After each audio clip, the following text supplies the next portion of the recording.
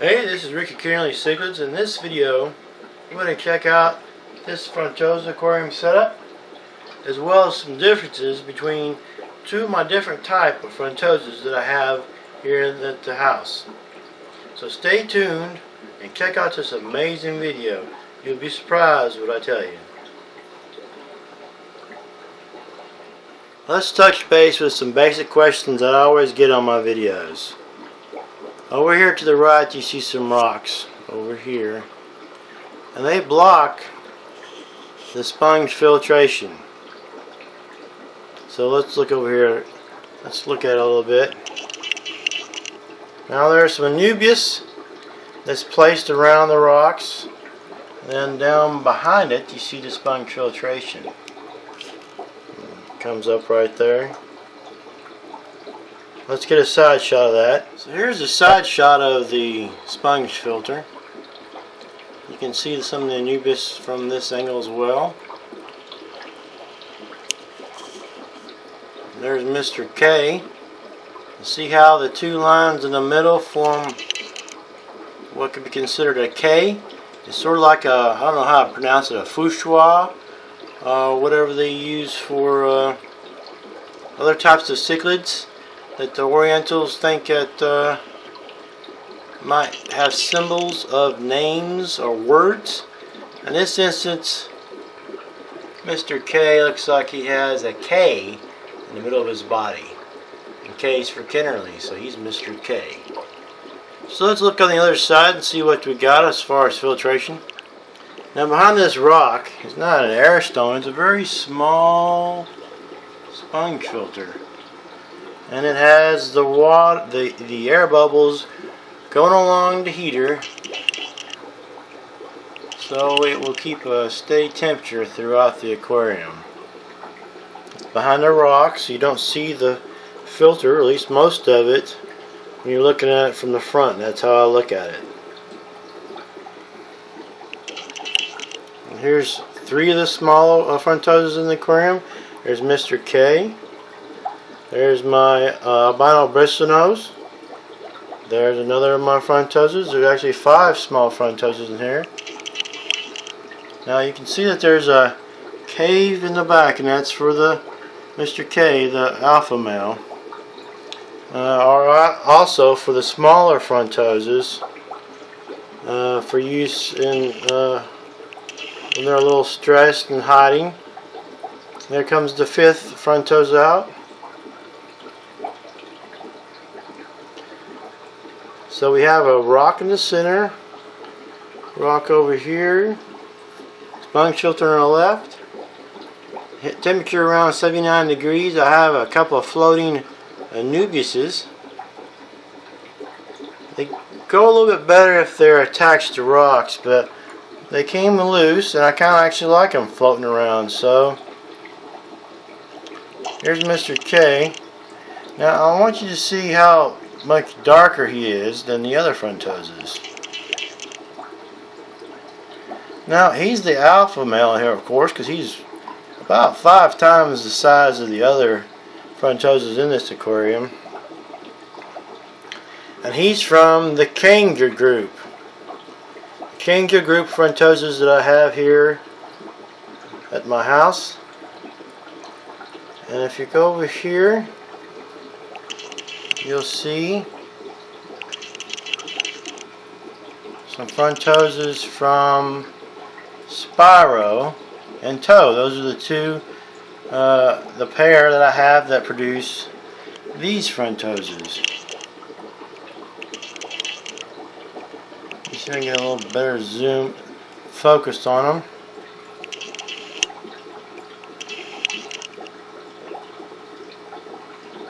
There's 5 of them in here, and look how much wider and bluer they are than Mr. K. Now Mr. K looks good. You know, some people like darker Frontosas. I like all types of Frontosas. So you can see the difference since they're in the same aquarium between these two Frontosas. Like I say, he's from the Kangaroo group, and these are from Spiro and Toe. Now, if you haven't seen Spyro, I have a few videos of him. You have to look in the description of which videos have him in there. But he's in the Spooked Frontosa, which he looks pretty dark in there because he gets scared, you know. He's a Spooked Frontosa. And then he's also in Frontosas eating Gulf Shrimp. So notice the difference in the whites and the blues between these two Frontosas. So I actually have like 3 different types of Frontosas at my house. I have many aquariums. And you might not be able to know this without watching multiple videos from myself. Or this video will show you 2 of the type by looking here in this video.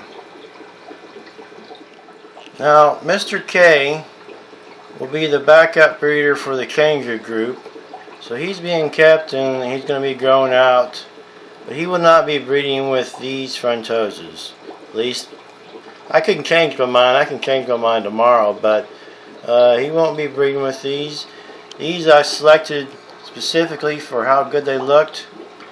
And then there will be, I can't tell what they'll be, but there's at least probably, this was probably turned out to be a male because it's grown faster, because they're all from the same brood.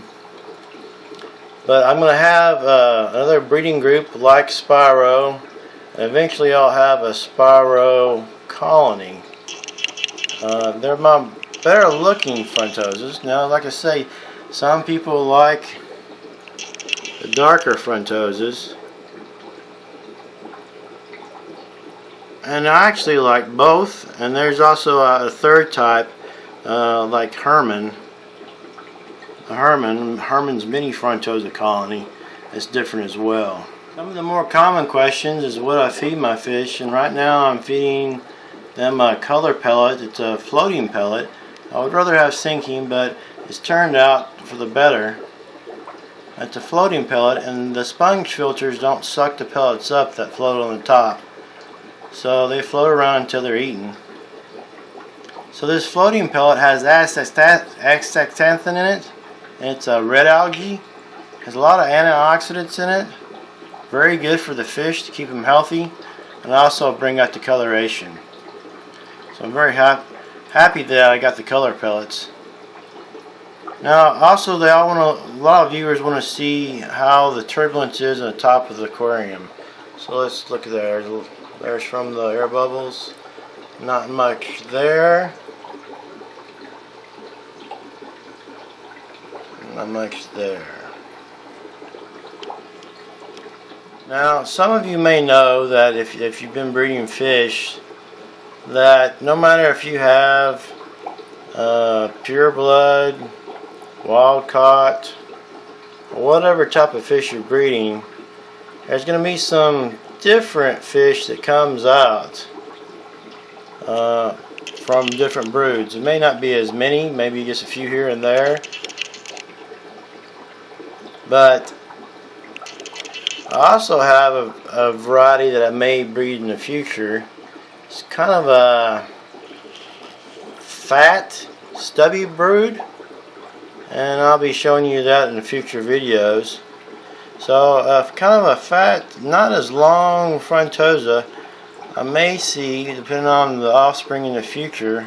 I was trying to breed those and get a line of those going as well.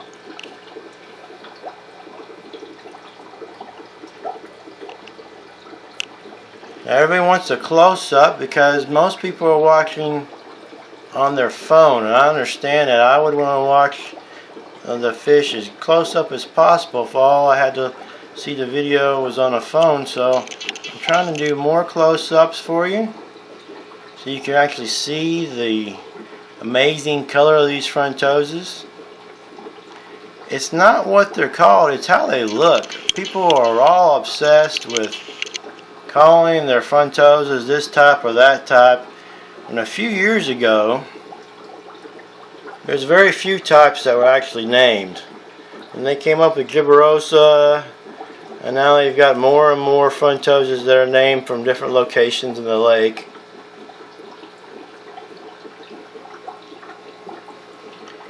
So I could name either one of these fish here, and if it was liked, it was popular, and I've bred enough of them, it could be in the mainstream.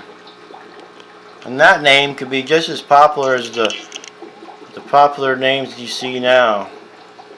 People will name fish. The people that are naming the Frontosas out there in the lakes, you know, they may have a little bit of a degree, but you know, they're not the most knowledgeable people of the fish. They just go down there and dive a little bit. So give me your comments on this, what you think about the two different Frontosas in here, about having other varieties come out of the broods, because there's going to be irregularities. I mean, your own family may have different brothers and sisters that look different, so that happens with fish as well. So give me a thumbs up, thumbs down, give me some type of comment, and I really like the questions and I try to address them in the videos. So I'll leave you with a little bit of a footage of Mr. K. Look around the screen, watch some other videos from Ricky Kennerly Cichlids.